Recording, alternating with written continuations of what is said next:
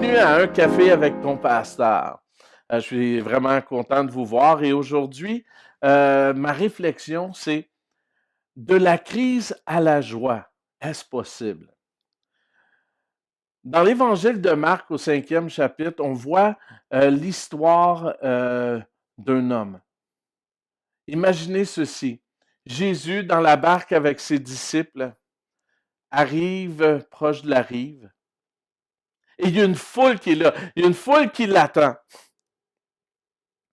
Et toute la foule est contente de voir le faiseur de miracles. Celui qu'on attend, hein, c'est celui qui va peut-être répondre à ma crise, répondre à mon besoin. Et toute la foule est excitée. Lorsque Jésus et les disciples débarquent du petit bateau, de cet homme, ce chef religieux, Jairus, qui se jette aux pieds de Jésus et dit, est-ce que tu peux faire quelque chose pour ma fille? Je sais que si tu poses les mains, elle sera sauvée, elle sera guérie. Et Jésus, sans hésiter, dit, ben oui, je vais y aller avec toi. Il n'y a aucune hésitation dans l'action de Jésus. Donc Jésus part avec ce chef religieux, Jairus. Imaginez la foule qui suit Jésus avec Jairus, puis là, tout le monde le pousse, tout le monde veut être à côté de Jésus, tout le monde veut être à côté de lui.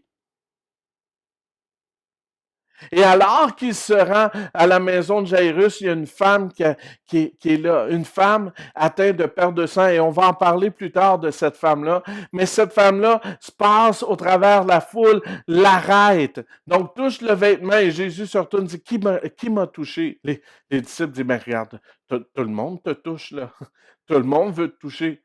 Non, non, il y a une personne spécifique qui m'a touché. Et alors qu'il s'adresse à cette femme-là, alors qu'il prend le temps, Jésus est encore en train de parler qu'il y a des gens qui arrivent. Ils viennent voir le chef de la synagogue et dit, ta fille est morte. Pourquoi déranger le maître? Dès qu'il entendit ces paroles, Jésus a dit ceci, n'aie pas peur, crois seulement.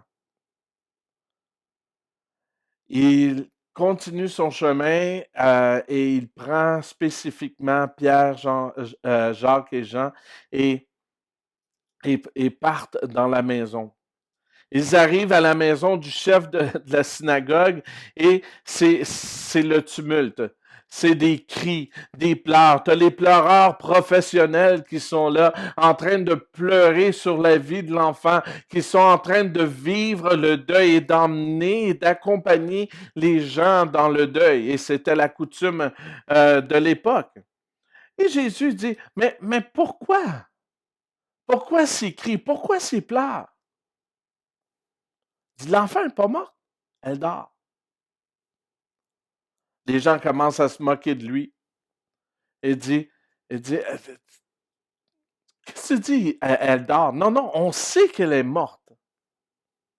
Jésus dit, non, non, non, elle n'est pas morte. Donc Jésus, ce qu'il fait, c'est qu'il fait taire les pleureurs, il les fait sortir, il prend le père, la mère, et ils partent avec les 3 disciples, et ils entrent dans la chambre de la jeune fille, là où la jeune fille était couchée. Il regarde la jeune fille, il la prend par la main et il dit ces paroles. Talita Kumi, jeune fille, lève-toi, je te le dis.